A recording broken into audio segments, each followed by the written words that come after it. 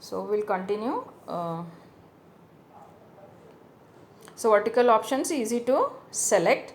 Disadvantages of pull down, they require searching for selecting our item. So again we have to look away from our working area, we have to move our cursor from our working area, and the size of the options will be small compared to any button. So obviously it takes time to select, search and select. See here, one example has been given over here. See justification, if you select a drop down list and 4 choices have been displayed under that. Display, so display all possible alternatives. How to display the drop down menu we are discussing, right?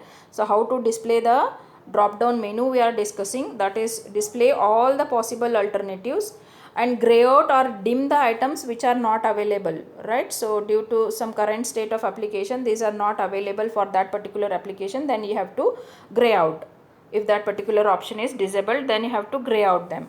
Location, so where that drop down menu or pull down menu should appear. So position the pull down directly below the selected menu bar choice, just below the selected menu bar choice it should appear. See over here, see what is the choice selected, justification, where the drop down menu appears exactly below that, directly below the option which you have selected in the menu bar, exactly below that the drop down menu or pull down menu is displayed. Location is that. Then what should be the size of the drop down menu? So must contain minimum 2 choices. As I said, at least 2 choices must be there in the drop down menu, and will restrict it to 5 to 10 choices. That means maximum 10 choices you can have, but it is restricted. 8 is preferable. At the max 8 you can have, but up to 10 is okay. Title, so not necessary to give any title to the pull down menu. Whatever option is there in the menu bar for that pull down menu, that itself will act as a title for the drop down menu. See in the previous diagram, see, so this is my pull down menu, right? So which has 4 options, none left, cleaner right, whatever it is. So this, for this pull down, what is the title? Justification. So justification is the item in the menu bar. So item in the menu bar under which the drop down menu is displayed, that item itself will act as a title for the drop down menu or the pull down menu. So no need of giving any explicit name to the pull down menu.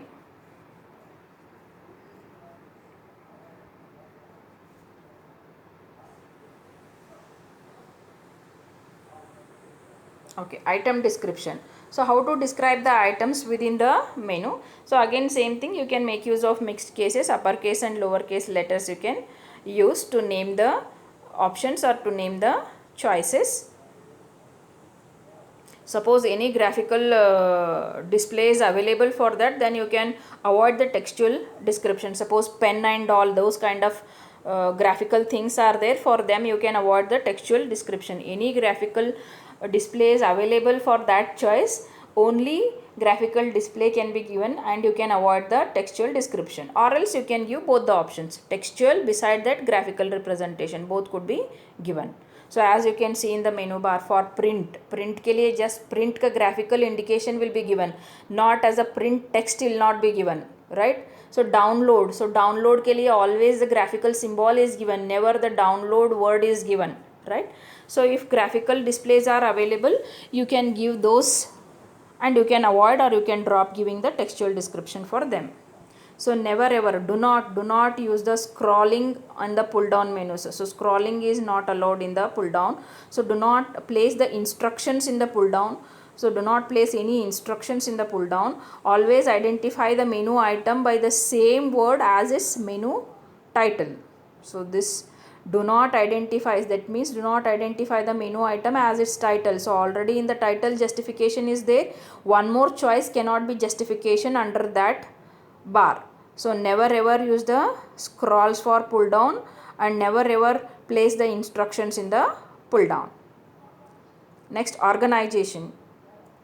So how to organize the choices in the drop down menu? So follow the standard platform ordering for the schemes which exist. So whichever is standard ordering is there, so that platform you can use and you can organize the things within that. So similarly, place the most frequently used items or most frequently used choices at the top in the drop down menu. Always separate the descriptive choices from the other choices. Align the choices into columns. So most frequently used choices can be placed at the top.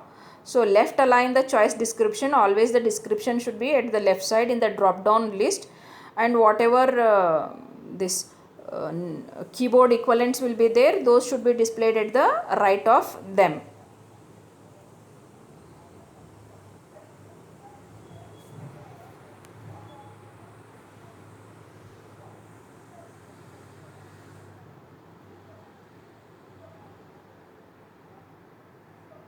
Then layout, how to lay out the choices. So leave the menu bar choice leading to the pull down highlighted in the selected manner, right? So physically pull down menu must be wide enough. How wide it should be? See, depending on the number of choice we are going to describe the height, but what about the width? So width should be long, whatever is the longest description given in that particular drop down menu, that should be the width of the drop down menu. So align the first character of pull down description under the second character of the applicable menu bar choice. So how to align the character? Suppose whatever is a choice given to you, that suppose a file is there. So under that file you are going to display the drop down menu. So F is a first letter in the menu bar.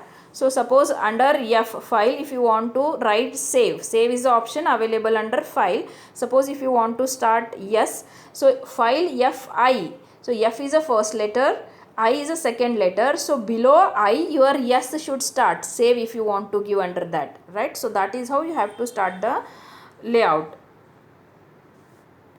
So horizontally separate the pull down choice description from the pull down borders. So from the border also you have to separate at least 2 spaces on the left and at least 2 spaces on the right side, it should be there.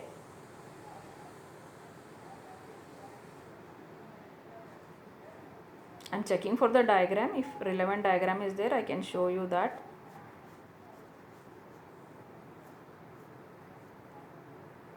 Just a minute, we will see for the diagram whatever I am telling. See here what I said is how to align the or how to lay out the choices in the drop down menu.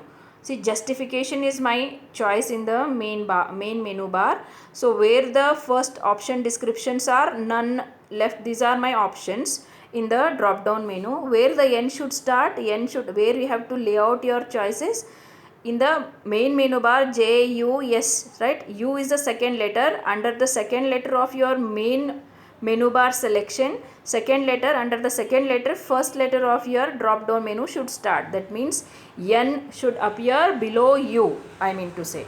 And the second point what we discussed is how to separate your choice description from the borders. So at least 2 spaces after the left border, then you can lay out, and at least 2 spaces on the right border you have to have. And after that, if there is a coinciding of the borders, see, you can see on the right side and right and bottom. So right side border and bottom borders are coinciding, so that has to be highlighted by giving their reflection or by giving their shadow. The shadow has to be displayed for the bottom margin as well as to the right margin. So shadow of the right margin and bottom margin has to be displayed.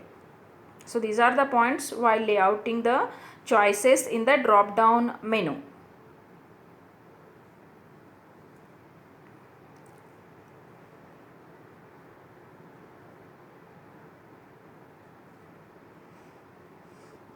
Then grouping, provide the grouping of related pull down choices. If any or related choices are there, you can group them logically. You can group under one group. If they are totally distinct, then you have to separate it using a line. So you might have seen that cut, copy, paste, all of them are grouped in one group. So whenever you click on edit, you can see that.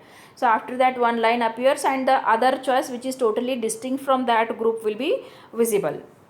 So again, write justify the lines under the last character of the longest choice description.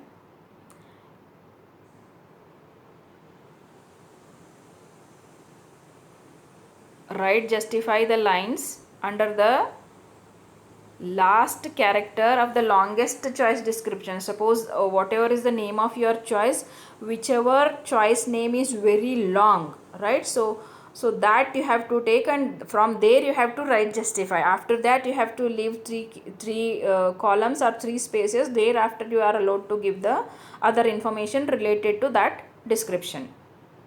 So whichever is the longest choice description, write justify the lines under the last character of the longest choice description. That means if you start underlining, so always all the choices in the drop down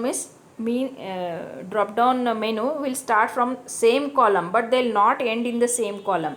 So start underlining from the, or give the line from the first column where all the choice description will start, and where it should end after the last character of the longest description. I'll tell you with the above example. See here, suppose all of them N, L, C, R, all of them are in the same column. They are starting in the same column. If you want to give the line below them, then you have to start from the same column where you have to end. See, whichever has the longest choice description. Which has the longest choice description? 6 characters are there in center. So that means longest choice description is center. So starting from the first column till R, even though those characters are only 4 characters are there in left, but you have to extend your line till 6 columns. Starting from L, 6 columns, because longest choice description is center in this example. So that is what I meant.